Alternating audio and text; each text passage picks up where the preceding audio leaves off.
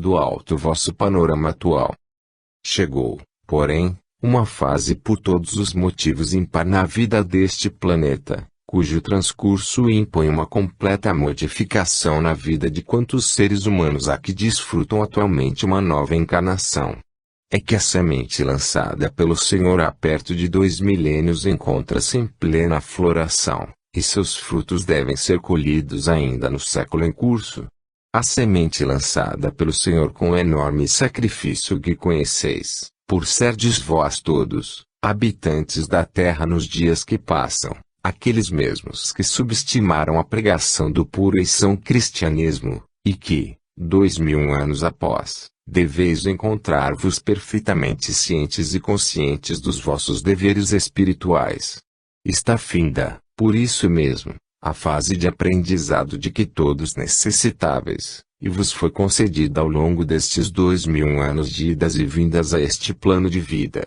E como a própria escola em que vos encontrais matriculados, necessita de reparos que a tornem capaz de abrigar novos alunos de mais adiantado curso, isto é, uma escola que vai passar deste grau de ensino primário que cursais a categoria de pré-universitária, está na dependência do vosso próprio juízo preparar-vos para ingressardes em novo curso a partir do próximo século, em companhia de quase todos os grandes espíritos que passaram pela Terra e aqui voltarão com a missão de promoverem o aparecimento de novos progressos à vivência humana, ou, se isto preferirdes, engajar-vos nas levas de almas que devem migrar a planos e escolas inferiores. Lamentável seria, meus amigos terrenos, se a última hipótese viesse a prevalecer para um ou dois que fosse, dos espíritos atualmente encarnados, por qualquer motivo, em vez de se prepararem todos para ascender à luminosa categoria de universitários do amor e da fraternidade, juntamente com as almas que se preparam para reencarnar no próximo século da vida terrena. Estou bem certo de que não será preciso que aquele episódio que passou a história com a designação de Estrada de Damasco se repita em muitos ou alguns de vós, para que vos dediqueis também, e com todas as vossas forças morais ao nosso divino Jesus que vos espera, confiante em vossa dedicação. Convencei-vos, pois, de que da terra apenas levamos as ternas e luminosas vibrações do nosso amor aos nossos irmãos encarnados, amando-os, ajudando-os e servindo-os em nome de Jesus, como se o fizéssemos aos próprios irmãos consanguíneos. Procedendo e agindo neste sentido, tendo em vista contribuir para que os mais necessitados possam amenizar dificuldades, mas fazendo-o com verdadeiro sentimento de fraternidade, estareis contribuindo em verdade para o vosso engrandecimento espiritual.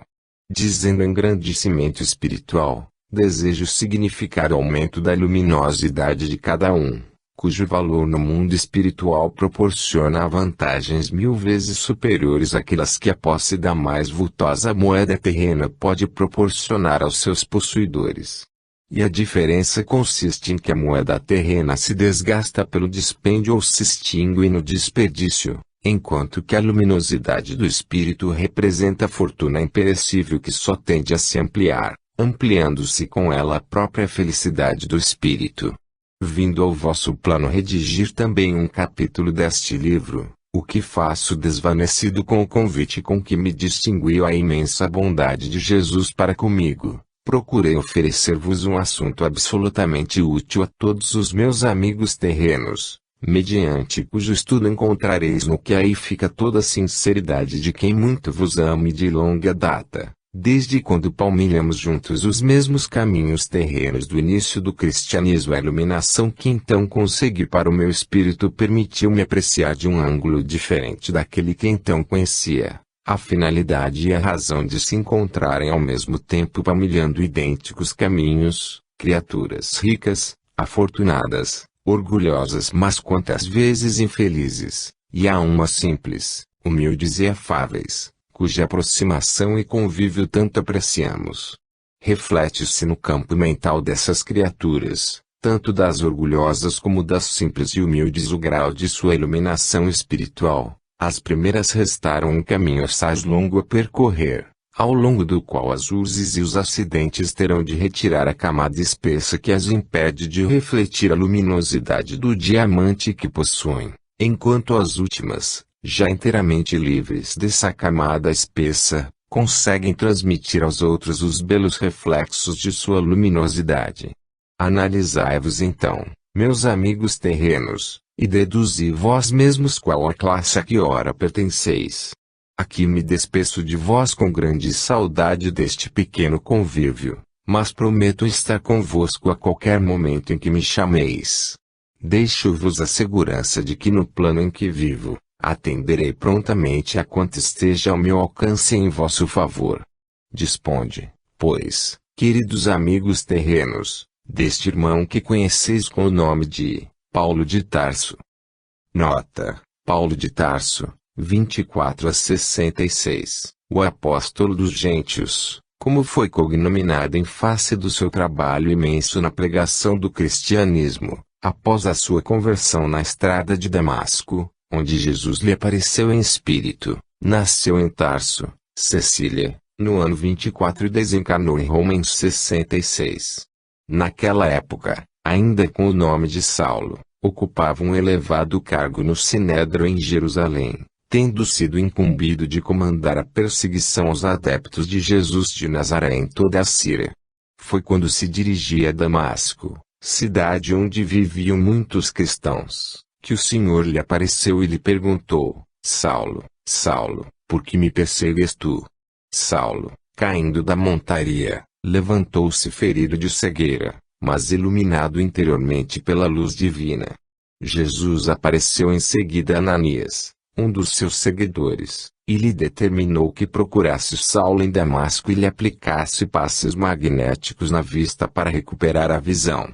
Recuperado em poucos dias de tratamento, Saulo tornou-se um adepto entusiasta de Jesus de Nazaré e passou a difundir sua doutrina entre os próprios hebreus estupefatos ante a notícia da ressurreição de Jesus. Assim convertido e adotando o nome de Paulo, percorreu em companhia de Barnabé primeiramente a ilha de Chipre, a Panfilha e a Galácia, onde fundou numerosas igrejas. Dono de uma grande cultura helênica e judaica, expunha aos gentios com sua palavra eloquente os princípios fundamentais da doutrina cristã, conquistando-os de pronto para o cristianismo nascente. Outras notas no capítulo XLVI. Fim da nota. 36. Fervoroso apelo aos pais. O Senhor do mundo terreno, designado para esse espinhoso posto de serviço à humanidade pela misericórdia divina, emanada do Criador e Animador do Universo, está dando começo à execução de um plano de obras neste edifício terreno, a fim de proceder a uma espécie de reconstrução do que se tornou obsoleto. Mas não apenas para renovar o que se tomou obsoleto se destina o plano já em começo de execução. Há necessidade de preparar o planeta para receber em seu solo um número de habitantes bem maior do que o atual, e para isso necessário se tomou reformar sua estrutura física, por meio de processos que escapam inteiramente à capacidade de seus habitantes. Já foi dito em capítulos anteriores que o problema alimentação é fundamental como parte do plano elaborado para a Terra, e realmente o é, considerando-se a produção atual de alimentos em toda a superfície terrena. Mas não é apenas a este problema que as obras em começo de execução visam atender. O problema alimentação está estreitamente relacionado com vários outros igualmente muito importantes, todos especificados no plano elaborado no alto para este fim de século. O que diz respeito, por exemplo, ao desenvolvimento mental e cultural dos homens e mulheres do futuro, foi meticulosamente estudado, para que os espíritos em vias de reencarnar já possam encontrar na Terra as condições indispensáveis ao cumprimento de suas tarefas. Considerando-se a necessidade existente, de que, cada ser humano dos anos próximos possua condições mentais, morais e culturais de um verdadeiro apóstolo do bem, e não se desvie desse caminho, como está acontecendo nos dias que correm a numerosos jovens que decepcionam pais e protetores espirituais com seus lamentáveis desvios. Considerando-se essa necessidade, Operar-se-á em todas as regiões da Terra uma série de modificações que possibilitem tal objetivo. O ensino escolar que vem sendo ministrado aos jovens atualmente desde séculos, peca pela falta do elemento indispensável da fé num poder superior ao qual o jovem saiba convictamente estar ligado, e de cuja fonte lhe advirão todos os sucessos que vier a alcançar em sua vida terrena. Este ensinamento, contudo, não deverá ser ministrado por meio de um cansativo exercício mental para decorar fórmulas religiosas, porque dessa prática muito pouco restará impresso no subconsciente dos jovens, precisamente porque o ensino lhes fora ministrado compulsoriamente. O que acontece em virtude de semelhante prática é o que se verifica nos dias presentes, em que os alunos, após vencerem o currículo escolar, manuseando todos os tratados em que não existem alusões à fé como a maior necessidade do espírito, alcançam o último grau da escala universitária cercados apenas de convicções materialistas. Chamarei a este tipo de ensino presentemente ministrado aos jovens, um ensino sem Deus, e de um ensino sem Deus só podem resultar ideias materialistas, inteiramente contrárias àquelas de que foram portadores os espíritos enviados ao solo terreno. Temos verificado no alto muito frequentemente, espíritos que foram médicos se surpreenderem ao constatarem que ali continuam a viver sem o corpo físico que deixaram na Terra, quando, dizem eles, tendo pesquisado cientificamente a respeito da existência de algo mais além do corpo de seus pacientes, nada lograram constatar além da matéria.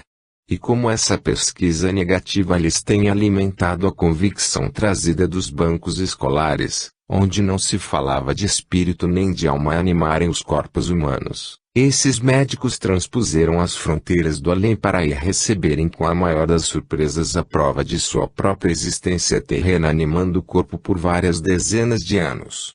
Outra tivesse sido a modalidade do ensino recebido desde o início, modalidade na qual se lhes ensinasse que o corpo por si só não tem vida, uma vez que esta pertence inteiramente ao espírito, e mais, que a temperatura de um corpo humano é o reflexo da chama que arde no seu interior, ou seja a luz espiritual da alma que o construiu e habita. Se tal modalidade de ensino houvessem recebido esses irmãos que assim se surpreendem ao se sentirem no mundo espiritual tão vivos como quando se encontravam na Terra, de certo aí teriam alcançado o mais alto grau de progresso espiritual em face desse conhecimento básico da fé.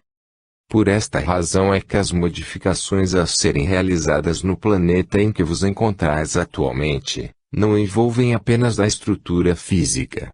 É necessário implantar condições capazes de proporcionar aos espíritos que se preparam para reencarnar, todos os elementos de progresso para si mesmos e para o próprio planeta.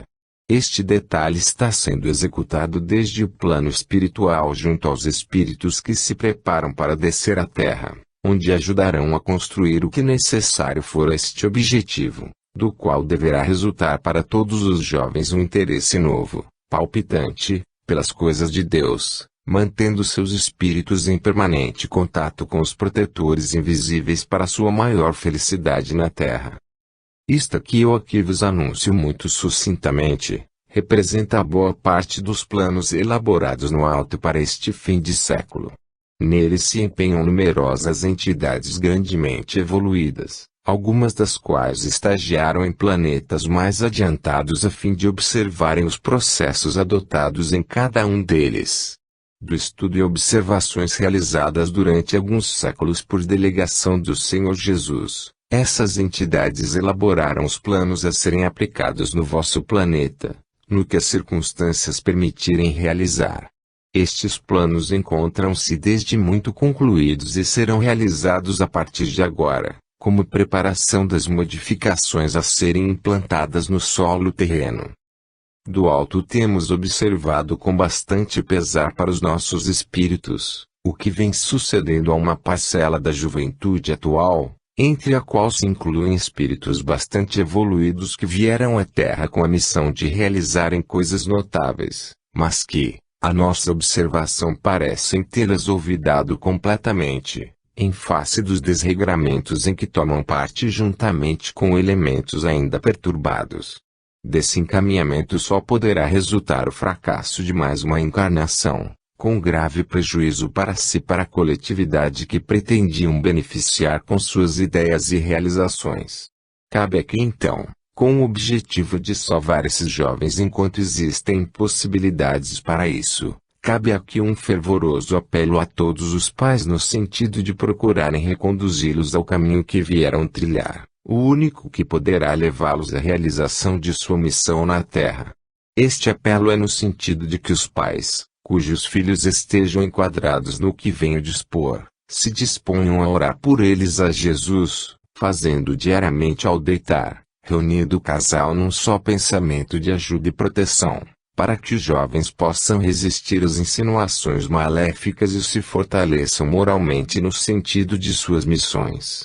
A concentração mental dos pais num pedido a Jesus em favor dos filhos que escolheram o seu lar para mais uma existência terrena, terá o efeito de um valioso impulso moral em favor daqueles filhos porventura desviados e extransviados, e também de impedir que se desviem os bem encaminhados. Devo acrescentar aqui que uma bela recompensa aguarda no alto os pais que na terra assim se preocuparem com o encaminhamento dos filhos. Porque, nunca será demasiado repeti-lo, casal de filhos de Deus que recebe em seu lar outros filhos de Deus para criar e encaminhar na vida terrena, está desempenhando uma tarefa das mais nobres e dignificantes que a divina providência costuma conceder àqueles nos quais confia. E da maneira pela qual se desempenharem dessa tarefa, resultarão as mais largas messas de luzes e bênçãos para seus espíritos, também vindas ao solo terreno com os mesmos objetivos. Em seguida referir-me-ei a outro detalhe das modificações a serem implantadas no solo terreno em face dos planos elaborados no alto. Quero ocupar-me no que se refere ao campo religioso da terra, presentemente tão dividido e subdividido, muito se parecendo, permiti-me a comparação, a uma verdadeira colcha de retalhos. As eras primitivas legaram às gerações que as sucederam um grande número de crenças e superstições que muito se ampliaram com o perpassar dos milênios, chegando-se ao estado atual da colcha de retalhos como espelho a refletir o número incontável de religiões e crenças por todo o orbe. Esse espetáculo deverá modificar-se gradualmente a partir de agora, no sentido de que, partindo os espíritos do mesmo plano espiritual, aqui se irmanem também no mesmo pensamento religioso, sem as diferenças que hoje se verificam. Para a consecução deste objetivo, muito deverá contribuir o fato de se estar desenvolvendo por toda parte o ascendente mediúnico em todas as criaturas humanas, do que resultará em todas elas a convicção de que a ideia espiritualista se impõe como a melhor forma de crença religiosa, se tomarmos a religião no seu verdadeiro sentido de ligação entre os dois planos, físico e espiritual, e portanto religação.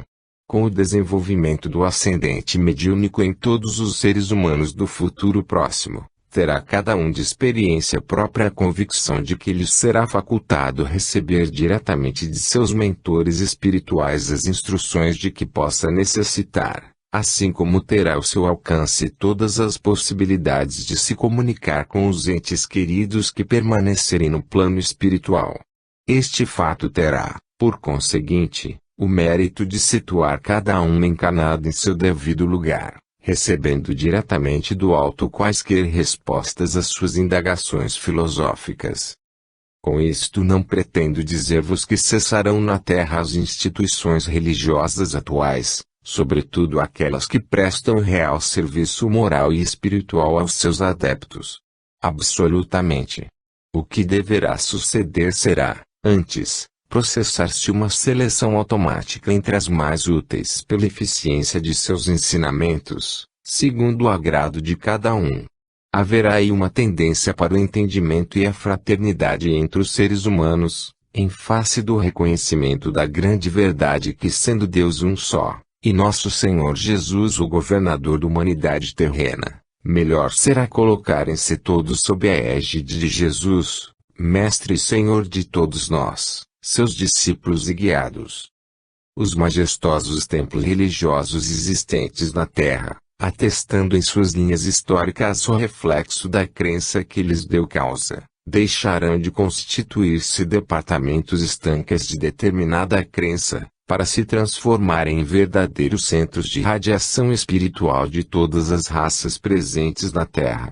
Em determinados dias da semana ou do mês, tereis a ventura de presenciar a manifestação de entidades espirituais que por ordem superior se apresentarão em forma visível nesses templos, e aí proporcionarão aos ouvintes os mais belos ensinamentos e conselhos espirituais para a edificação dos espíritos presentes. Deixarão de existir então católicos, evangélicos, israelitas, muçulmanos, budistas, e outros, para se harmonizarem todos sob o luminoso facho do Espiritismo, como a verdadeira, autêntica religião dos espíritos de passagem pela Terra.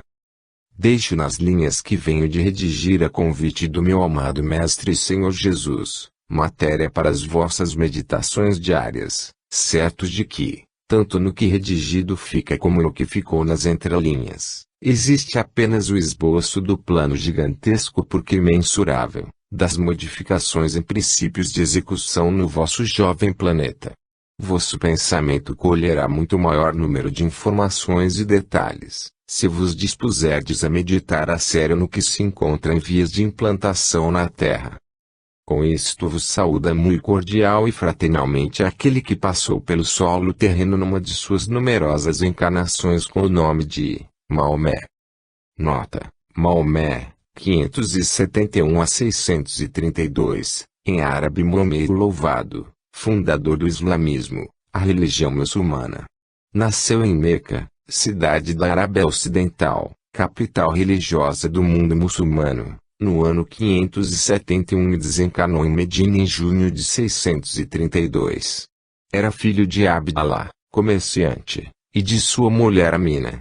O pai de Maomé desencarnou pouco antes do nascimento do filho, e a mãe desencarnou pouco depois, sendo Maomé criado pelo avô paterno, Abel Mutalib. Desencarnado também o avô quando Maomé contava apenas 12 anos, tomou conta dele seu tio Abu Talib, comerciante viajante, levando em suas viagens pela Síria. Despontavam por essa altura as ideias religiosas do futuro profeta, tendo o tio consentido em sua permanência de algumas semanas na ermida de um monge cristão de nome Baíra, onde o pequeno Maomé aprendeu as primeiras noções do cristianismo. Aos 25 anos casou-se com uma viúva rica de Meca, de nome Khadija, 15 anos mais velha, cujos negócios Maomé passou a dirigir. Nasceram desse casamento 8 filhos, 4 rapazes que morreram na infância, e 4 moças. Profundamente preocupado com os assuntos religiosos, Maomé tentava restaurar na Arábia o culto monoteísta que os árabes supunham ser a religião de Abraão, quando, aos 40 anos, apareceu-lhe o anjo Gabriel numa caverna onde costumava retirar-se para meditar. O anjo anunciou-lhe a sua missão. Maomé teve uma grande alegria, aumentada esta ao ver a sua missão logo aceita também por sua mulher e por alguns amigos, aos quais deu o nome de Muslim, que confia em Deus, cujo plural passou a ser muçulmano. Dedicado à conversão dos árabes ao monoteísmo, teve Maomé de sustentar acirrados debates em face da crença generalizada no politeísmo idólatra, sendo por isso muito raras as conversões. A partir do ano 621 teve Maomé de se engajar em guerras seguidas, tendo numa delas sido obrigado a abandonar Meca para se refugiar em Medina, onde foi recebido festivamente pela população. Mas as lutas continuaram até que no ano 630 o profeta apoderou-se de Meca e destruiu-lhe os ídolos. Já havia conquistado o Egito, o Império Grego e a Pérsia. Maomé desencarnou aos 61 anos de idade, vitimado por febre violenta contraída quando regressava de uma peregrinação a Meca. Fim da nota. 37. Formação moral da juventude. Os acontecimentos programados para este fim de século na Terra, e que devem estar em pleno desenvolvimento quando estas linhas estiverem circulando como parte de vida nova, são de natureza a modificar em boa parte numerosos pontos que há muito necessitam de ser modificados. O crescimento da população da Terra, a verificar-se a partir do próximo século, exige uma série de modificações na estrutura física do planeta, a fim de que seus campos de cultura adquiram condições de alimentar os vários milhões de bocas que estarão incorporadas à população humana que puder transpor este novo ciclo de vida terrena. As modificações planificadas abrangem numerosos setores da vida terrena, não constituindo mesmo nenhum erro dizer que tudo na Terra será modificado para melhor, em relação ao que existe atualmente neste plano físico de vida. Cuidados especiais, contudo, têm sido postos no que tange à vida das crianças, no sentido, particularmente, do que diz respeito aos 5 primeiros anos de vida, para evitar o que ainda se observa por toda parte. Verifica-se um tão grande número de fracassos em relação ao nascimento de crianças, que é verdadeiramente de estarrecer. Sabendo-se, como sabemos no alto, quais as dificuldades que se apresentam para o mergulho de um espírito na carne a fim de cumprir tarefa de serviço ou de aprimoramento espiritual próprio, é de estarrecer, repito, a falta de um tratamento adequado nos lares em que esses espíritos nascem, face à fragilidade natural do organismo físico e à ausência dos necessários cuidados com que ainda se defrontam. Impõe-se, por isto, um decidido avanço na medicina terrena em relação à técnica da pediatria, para evitar o elevado número de desencarnações nos primeiros 5 anos de vida terrena, de espíritos que em certos casos aguardaram várias dezenas de anos a sua oportunidade. A formação de novos médicos pediatras já em pleno desenvolvimento, deverá preencher a lacuna existente, e bem assim a aplicação ao caso de meios e processos muito mais eficientes do que os atualmente usados.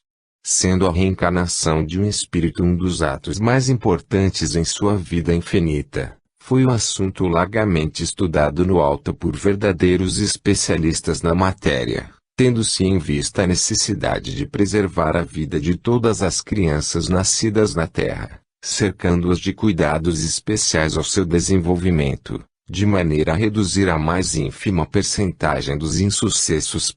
Vossas estatísticas a respeito atestam por toda parte a carência de algo que está sendo implantado na Terra já nos dias que correm.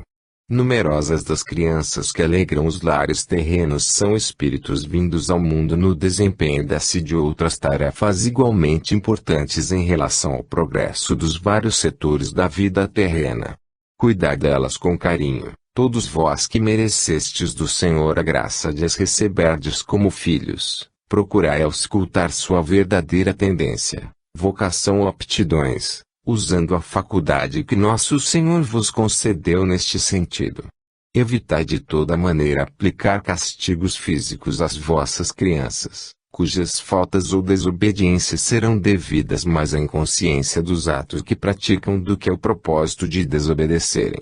Todas as crianças que se encontram na Terra em todas as regiões do planeta, são espíritos já bastante evoluídos que aceitaram ou pediram mais este mergulho na carne com a finalidade de se empenharem ao máximo no serviço divino, destinado ao aprimoramento das condições gerais da vida neste mundo em que também sois hóspedes. Um conselho que eu vos darei a todos vós que tendes crianças nos vossos lares, assim como aqueles que virão a tê-las no futuro. Este conselho é no sentido de as encarardes com o pensamento de que elas sejam, no seu pequeno desenvolvimento físico, espíritos de maior ou menor envergadura que ainda se ocultam por detrás de seus rostinhos mimosos, mas que vos espreitam, ouvem e compreendem seu patrimônio multimilenar. Tudo quanto lhes disserdes ou fizerdes, elas o aceitam igualmente, e se imprime no seu subconsciente, passando então a contribuir para o êxito ou fracasso de sua presente encarnação. Devem os pais, por conseguinte, ter sempre presente a circunstância de que a criança de tenra idade não pode formular raciocínios seguros acerca do que lhes disserdes ou fizerdes, porém isso se imprime automaticamente no subconsciente, para despertar mais tarde em sua memória. Se, Como infelizmente ainda constatamos em grande número de lares menos abastados, as crianças são por vezes admoestadas ou repelidas em suas travessuras de maneira absolutamente imprópria e por isso condenável. Quantas vezes até os gritos, essas crianças podem adquirir complexos tais de inferioridade, capazes de aniquilar de futuro as suas iniciativas construtivas. O mau hábito seguido por não pequeno número de mães especialmente, de admoestar os filhos com palavras de sentido depressivo, pelo fato delas, as mães, se encontrarem no momento irritado ou esgotado física ou moralmente, pode constituir um mal inimaginável a essa criança no decorrer de sua existência, uma espécie de peso morto que a mesma é forçada a conduzir, para seu demérito nessa nova vida. Tende muito cuidado, pois, com as palavras com que admoestardes as vossas crianças, porque podereis por esse meio contribuir para o seu fracasso. O meu conselho é, então, no sentido de que procureis conversar com elas como se o fizesseis com pequenos alunos aos quais desejasseis ajudar a vencerem na vida. Conversando com elas, e encaminhando o assunto para o objetivo da falta cometida, fazendo-o com pensamento voltado para o Senhor Jesus que vos observa do alto, eu vos asseguro que tereis nesse momento a inspiração e assistência dos seus mensageiros para que vossas palavras mansas, pacíficas, calhem fundo no subconsciente dos vossos filhos ou alunos. O Senhor vos recompensará generosamente a paciência, o carinho e a atenção que dedicardes às crianças, como se a Ele próprio fizesseis. Tende presente este conselho em vossas mentes, todos vós que lidardes com crianças, sabendo que elas irão reproduzir futuramente as palavras e os gestos que de vós receberam. Em seguida desejo abordar outro assunto que a convite de nosso amado Jesus eu preparei para encerrar o capítulo que me coube redigir neste importante trabalho mediúnico. Desejo abordar o assunto relacionado com a educação moral da juventude, na parte que cumpre aos pais realizar. Da educação moral proporcionada no lar à juventude irá depender todo o êxito da criatura em sua nova existência. É necessário por isto, que os responsáveis pela juventude se encontrem em condições morais impecáveis, seja no lar ou no trabalho, para que seus conselhos e exemplos tenham força bastante para formar o caráter moral dos filhos ou agregados. Um jovem criado sob a influência de uma moral correta como norma em seu lar, e recebendo dos pais ou responsáveis ensinamentos capazes de contribuir decisivamente para sua formação moral, esse jovem está devidamente preparado para enfrentar quaisquer vicissitudes que possam surgir em seu caminho, mas que serão por ele vencidas, graças à sua perfeita formação moral. Uma formação moral perfeita, adquirida na tradição e fortalecida pela observação do jovem através dos fatos ocorridos ao longo de sua trajetória, constitui o escudo mais poderoso contra a maldade do mundo, e também o grande fator da vitória contra a adversidade. Se prestardes atenção ao que em vosso mundo se passa, e mais particularmente em vosso próprio meio, havereis de constatar que os indivíduos sobre os quais a voz pública chega a manifestar-se de maneira surpreendente, sensacional ou desprimorosa, indivíduos não raro ocupando posições de relevo que se desmoronaram, esses indivíduos se descuraram total ou parcialmente do princípio moral e enveredaram por caminhos perigosos. E como todos os caminhos perigosos conduzem, em regra, ao fracasso daqueles que os seguem, preferível é evitá-los de toda maneira, o que se torna sempre possível quando se possui uma perfeita formação moral. Analisemos mesmo sucintamente o que poderá levar o homem a seguir caminhos perigosos em sua vida. Comecemos esta análise pela forma eliminatória, para chegarmos à melhor conclusão. Não envereda por caminho perigoso aquele cuja moral lhe ensinou que tudo quanto desejarmos nos seja concedido com a quiescência da misericórdia divina, por ser justo e razoável que pretendemos. Procedem assim o comerciante e o industrial que estabelecem margens honestas de lucro sobre os artigos de seu comércio. Assim procedendo, estes irmãos estabeleceram uma retribuição justa e razoável pelo seu trabalho, harmonizando-se inteiramente com a mais perfeita moral. Não envereda igualmente por caminho perigoso o profissional liberal que presta serviço técnico eficiente aos seus irmãos encarnados, mediante uma retribuição justa e razoável, que em sã consciência ele considera suficiente para viver com os seus e se manter na profissão. Essa remuneração, em tal caso, obedece à condição de moral perfeita, em vez de extorquir do semelhante uma retribuição que importaria para o mesmo num sacrifício. Uma retribuição justa, honesta, tem a virtude de impulsionar a fortuna e prosperidade do profissional que assim procede, exatamente porque, obedecendo à condição moral, recebe a aprovação e as bênçãos divinas. Não envereda igualmente por caminho perigoso o trabalhador que presta serviços limpos, honestos, em troca do salário com que se mantém e os seus. Para que o trabalhador logre alcançar continuamente melhor retribuição pelo seu trabalho, deve munir-se de toda a sua capacidade de operar animado da melhor boa vontade para com aqueles que lhe pagam o salário, no que estará agindo com a mais perfeita moral. O trabalho prestado em tais condições recebe as bênçãos divinas que o fazem desenvolver-se e prosperar.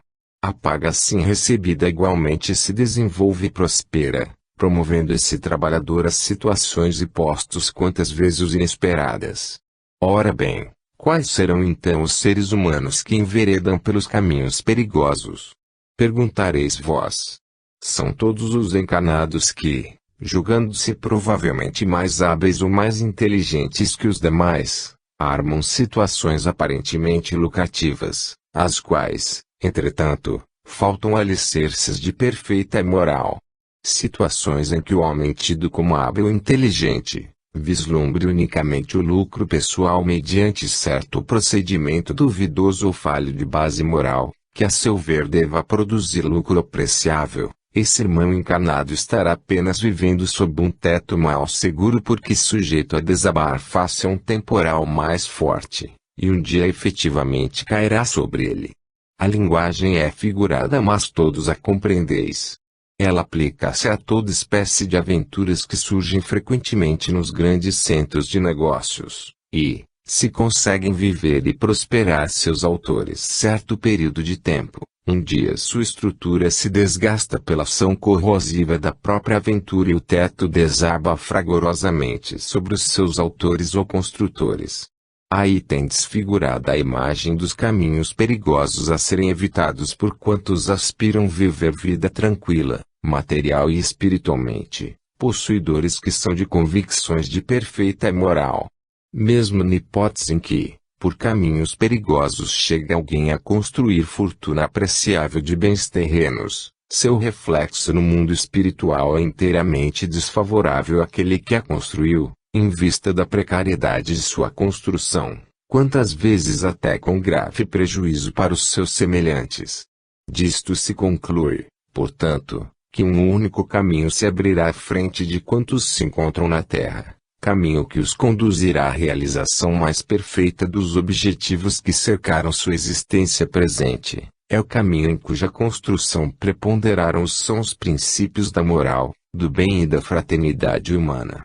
Fora deste caminho tudo não passará de mera ilusão, e como ilusão conduzirá seus adeptos por fim à própria desilusão, com um consequente arrependimento que nunca falta.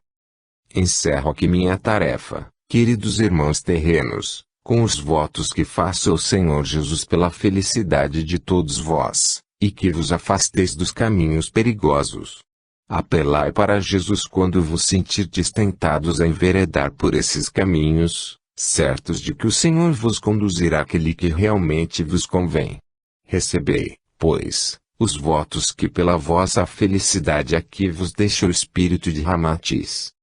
Nota: Ramatiz, não se conhecem dados biográficos acerca deste grande espírito, por serem desconhecidos também os nomes com os quais viveu suas últimas encarnações.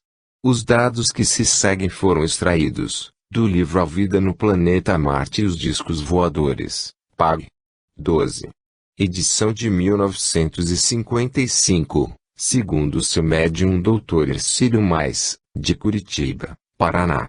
São os seguintes: Ramatiz informa que sua última encarnação na Terra foi no século X, tendo seu trespasse ocorrido no ano 993, na Indochina, após ter fundado e dirigido um templo iniciático, que era frequentado por dezenas de discípulos. Em trabalho íntimo, Ramatiz já nos assinalou vários de seus antigos discípulos reencarnados no Brasil, os quais, efetivamente, estão cooperando com entusiasmo nas tarefas daqueles que o conheceram na Indochina, na Índia, no Egito ou na Grécia, e os mais afins com ele viveram, na Atlântida e Lemúria. Não temos autorização para maiores informações a seu respeito, mesmo porque eles consideram inoportunas.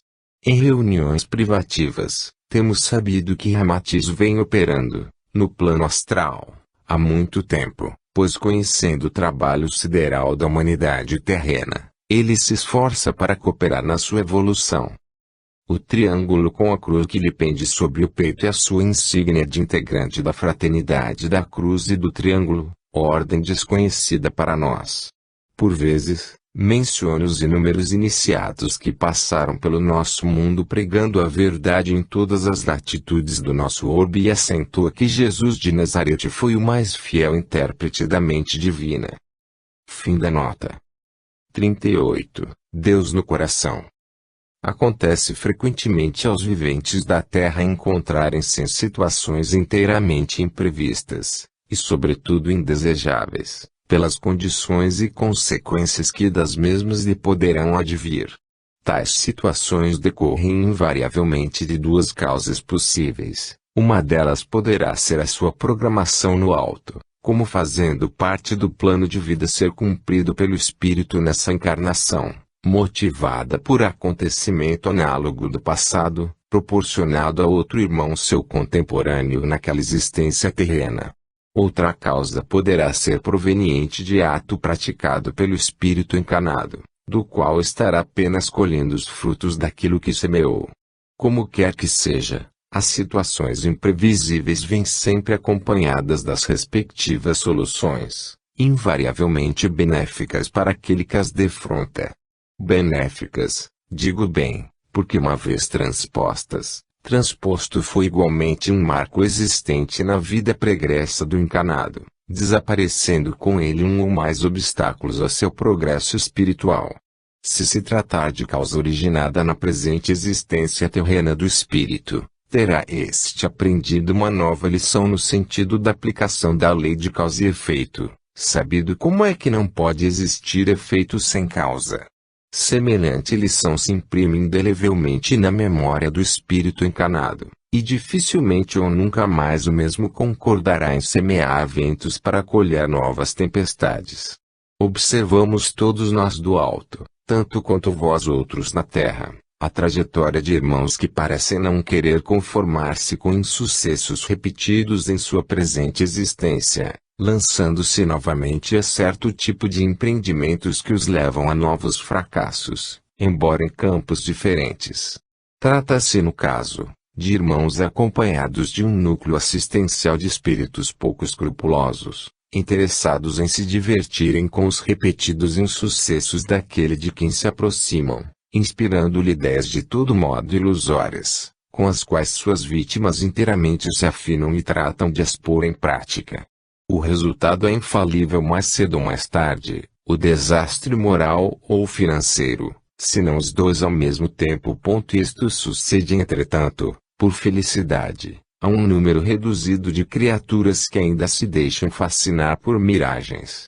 Examinando-se os sentimentos dessas criaturas, como os temos nós todos examinado, verificamos tratar-se de irmãos que, ou se afastaram dos postulados divinos que a todos mandam agir sempre com Deus no coração, ou então, ainda os desconhecem, e por isso agem corajosa mas inadvertidamente, subestimando um possível resultado desfavorável em seus empreendimentos ou atividades. A dedução a extrair dos numerosos fatos constatados por toda a parte é que tais criaturas necessitam de se aproximar do Senhor Jesus por meio da oração diária, de cujo hábito resultará instalar-se Deus em seu coração. Isto feito, instalado Deus no coração do homem, jamais será este inspirado por forças do mal, que outra coisa não fazem que tentar arrastar a infortúnio os espíritos encarnados que lhes derem aproximação. Claro fica por conseguinte, que a oração e a vigilância constituem poderosos elementos defensivos do ser encarnado contra as investidas do mal. O tema que escolhi para o capítulo que tenho a honra insigne de redigir para o livro a ser em breve divulgado na Terra pelas forças do bem, é um tema de grande atualidade, não apenas nos tempos que correm como em todos os tempos do porvir, dada a variedade imensurável de inteligências que baixam o plano terrestre em busca de aprimoramento espiritual. Sucede reencarnarem frequentemente algumas que preferem observar o desenrolar da vida terrena através de prismas imperfeitos ou deformados, recolhendo a impressão enganosa de ser-lhes possível em muitos casos, aproveitar-se da sinceridade e boa-fé de seus semelhantes. Convencidos disso, passam esses irmãos à elaboração de planos de enriquecimento fácil por meio de sua aplicação, cujo resultado, todavia, não pode ser outro senão a decepção e o sofrimento para quantos neles acreditaram. Necessário esclarecer, igualmente, que aqueles encarnados que trouxerem Deus no coração, não serão sequer tentados a participar dos planos mirabolantes que surgirem no seu ambiente, porque o fato de trazerem Deus no coração e se encontrarem em contato diário com o Senhor Jesus, representa para todos um poderoso escudo contra toda espécie de tentações malévolas. Existe em vossa literatura popular um conceito muito certo porque inteiramente verdadeiro, que é aquele que envolve no mesmo princípio de desonestidade tanto o autor como a vítima desse desagradável fato que designais, bem ou mal de conto de vigário. Se o autor propõe à vítima uma boa fortuna por um quase nada, esta não deixa realmente de tentar aproveitar-se de uma situação momentânea, mas desonesta, para se locupletar. Ambos, evidentemente, são mal intencionados. Se, entretanto, a vítima visada trouxer Deus no coração, como aliás tem sucedido vezes sem conta, uma voz amiga lhe segredará que a transação não lhe convém por ser falsa, desonesta.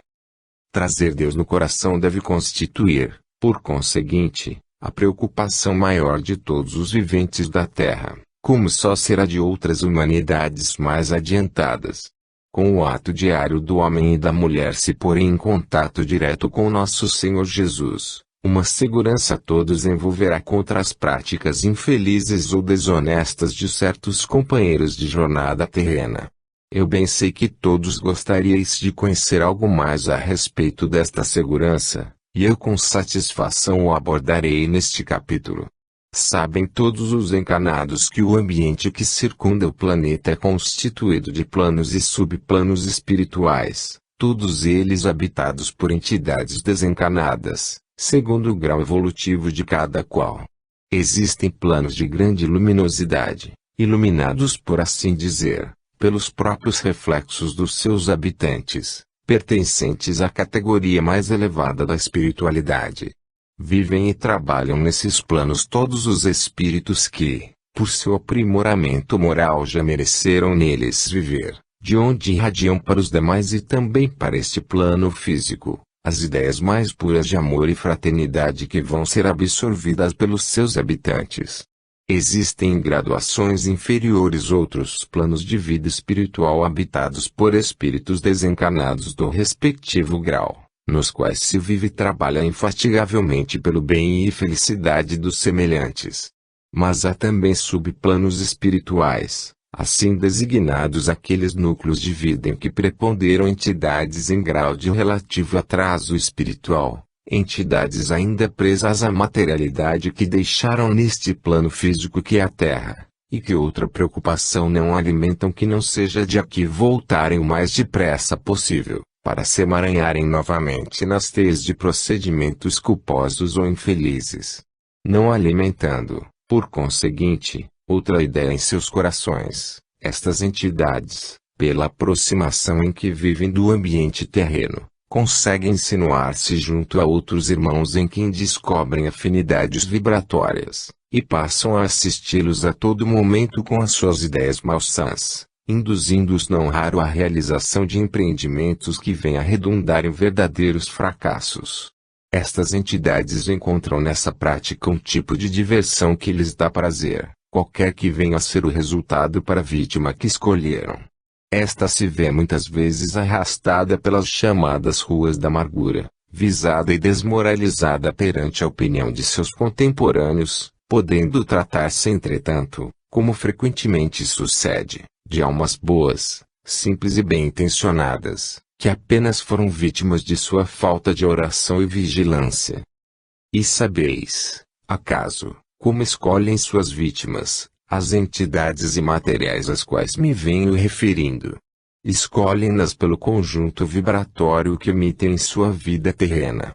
Se uma criatura humana preocupada exclusivamente com o objeto de sua grandeza terrena, da construção de uma fortuna, emite vibrações desta natureza sem a contrapartida da sua oração e vigilância, cuja vibração luminosa traduz ao seu desejo honesto de proceder em harmonia com as leis divinas, aquela vibração puramente interesseira, material, atrai-se afina com outras do plano invisível e, reunidas, chegam à elaboração de planos de grandeza material que podem ser executados com êxito a princípio, mas que, faltando-lhes a indispensável base moral, ruem fragorosamente, com danos mais ou menos graves para a coletividade. Se, entretanto, um encarnado irradia vibrações de progresso material para sua vida presente, mas o faz sob a influência de vibrações emanadas de um coração bondoso, iluminado pela presença de Deus que ele cultiva diariamente com grande empenho, a soma dessas vibrações constitui um escudo poderoso contra a infiltração das ideias malsãs irradiadas pelas entidades perturbadas, e apenas as boas ideias podem ocorrer para a realização ou prosseguimento de empreendimentos honestos. Este tipo de empreendimentos, que são aqueles que se submetem ao princípio moral de não intentarem locupletar-se da boa-fé dos semelhantes, embora proporcionando resultados bem mais modestos que os de outro tipo, tornam-se 1000 vezes mais propícios à felicidade de seus empreendedores. Há fortunas construídas rapidamente que também podem rapidamente eclipsar-se, como as há que foram construídas ao longo de anos e anos de labor honesto e paciente que perduram, resistindo heroicamente aos vendavais adversos que agitam de tempos em tempos os fundamentos da vida terrena. Teremos no primeiro caso aquela imagem do homem que construiu sua casa sobre a areia, e que as chuvas e o vento destruíram e carregaram. No segundo caso teremos a outra imagem, a do homem que construiu sua casa sobre a rocha e esta resistiu aos temporais porque possuía sólidos alicerces. O mundo atual ainda necessita, e muito, da repetição destas duas imagens, para manter vivo na memória física o princípio de que só o bem constrói, edifica, e ilumina para sempre. O bem se aplica aqui como no alto a todo tipo de vida e deve presidir a todos os atos e empreendimentos do homem. Construir com o bem significa meditar maduramente em tudo o que desejeis empreender em vossa presente existência, o que fareis bem frutiferamente se implantardes e conservar Deus no coração. Ele vos dirá em todos os momentos se aquilo que pretendeis é justo e se da semente que pretenderdes lançar vireis a colher frutos compensadores e saborosos. Implantai e conservai, pois, Deus no coração, e tereis solucionado todos os vossos problemas da presente existência, preparando-vos para ascender brevemente, quando os tempos chegarem, a um daqueles planos iluminados onde a felicidade de seus habitantes não pode ser traduzida pela pobre linguagem terrena. É o que sincera e empenhadamente vos recomenda, este vosso irmão mais velho e muito afeiçoado, Maquiavel. Nota: Nicolau Maquiavel (1469 a 1527), estadista famoso e grande historiador florentino. Nasceu em Florença, de família modesta, tendo sido educado pelo escritor Virgílio Adriano. Dotado de inteligência invulgar, Nicolau Maquiavel galgou com brilho todos os degraus do saber, assumindo aos 29 anos a chancelaria do Conselho dos Grandes de Florença, e pouco depois o alto cargo de secretário de Estado, o qual desempenhou durante cerca de 15 anos. Nesse cargo Maquiavel ditava toda a correspondência pública e o registro das deliberações do Poder Executivo de Florença. Incumbia-se da redação dos tratados e das relações diplomáticas, funções que o tornaram um dos homens mais importantes da época. Viajava frequentemente ao estrangeiro em missões diplomáticas, várias delas junto ao rei Luís XII da França, seu grande amigo. Seu empenho consistia em assegurar a independência dos florentinos, chegando a criar milícias nacionais com esse objetivo. A entrada dos Médicis novamente em Florença, porém, com a queda do governo, proscreveu Maquiavel, que se retirou para S. Cassiano, onde escreveu várias obras, sendo a mais importante Opuscolo dei Principati e Opúsculo dos Governos, em 1515, obra que o público passou a chamar O Príncipe. Maquiavel escreveu ainda no exílio o Tratado da Arte da Guerra, Discurso sobre Tito Livio, em 1516, e Histórias Florentinas, em 1525. O Papa Leão X promulgou uma anistia por ocasião de sua elevação, beneficiando Maquiavel, a quem encarregou de fazer reconstruir as fortificações da cidade, e tomando-o como conselheiro sobre várias reformas que pretendia realizar em Florença. Maquiavel, entretanto, desencarnava dentro em pouco, suspeitando-se ter sido envenenado pelos adversários. Maquiavel foi historiador poderoso que soube unir a erudição à profundeza, e a gravidade ao encanto e ao interesse das narrativas, sendo considerado um dos maiores escritores da Itália, segundo os seus biógrafos. Foi também estadista notável e grande patriota. 39. O galardão espiritual. Os homens que se encontram presentemente vivendo mais uma existência no solo terreno, mal poderão sequer imaginar as dificuldades que tiveram de vencer quando ainda se encontravam na vida espiritual, para conseguirem sua presente encarnação. Dizendo homens, desejo significar igualmente as mulheres, porquanto o problema da reencarnação é comum aos dois sexos. Acrescentarei então, que não é nada fácil em um espírito livre no alto, conseguir a tão desejada, imaginada e mesmo sonhada oportunidade de descer à terra, para que construir um novo corpo de carne com o qual possa realizar várias de suas mais caras aspirações, sendo a principal a de aumentar sua luz espiritual. É, por conseguinte, com as mais fundadas razões que todas as entidades que me precederam na feitura deste livro, insistem na necessidade de que todos os homens e mulheres deste fim de século despertem dessa espécie de letargia em que se encontram, para se disporem a pensar muito a sério no seu amanhã espiritual, um amanhã que pode demorar para uns mais do que para outros, mas que virá infalivelmente para todos.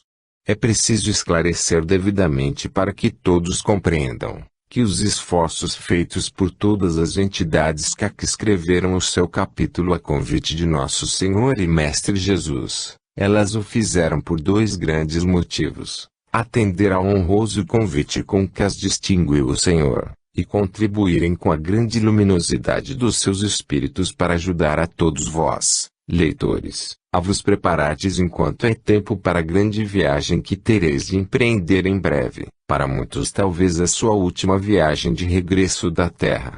E como a ninguém é dado empreender viagem pequena ou grande sem uma preparação correspondente, é que todos nós que viemos falar-vos através das páginas deste grande livro, temos de insistir em que vos prepareis condignamente para a viagem que tereis de fazer. Nosso Senhor Jesus deu-me instruções no sentido de palestrar convosco acerca dos perigos a que estão sujeitos no alto os espíritos que, tendo cessado sua existência no corpo físico, partem do plano terreno quase completamente despreparado para o seu novo estágio no plano espiritual, pelo fato, como alegam muitos, de não terem tido tempo para se prepararem. Como poderá ser isso? Pergunto eu. Se o objetivo único, se não o principal da vinda de um espírito à vida terrena é exatamente o aprimoramento de suas qualidades morais, o esclarecimento da sua inteligência no serviço do bem e da fraternidade através da prática de obras meritórias. Como poderá dar-se tal coisa, irmãos e amigos meus, se durante a preparação de cada um de vós no alto para reencarnar, tudo isso vos foi demoradamente exposto, para que, uma vez reencarnados, não vos esquecesses jamais,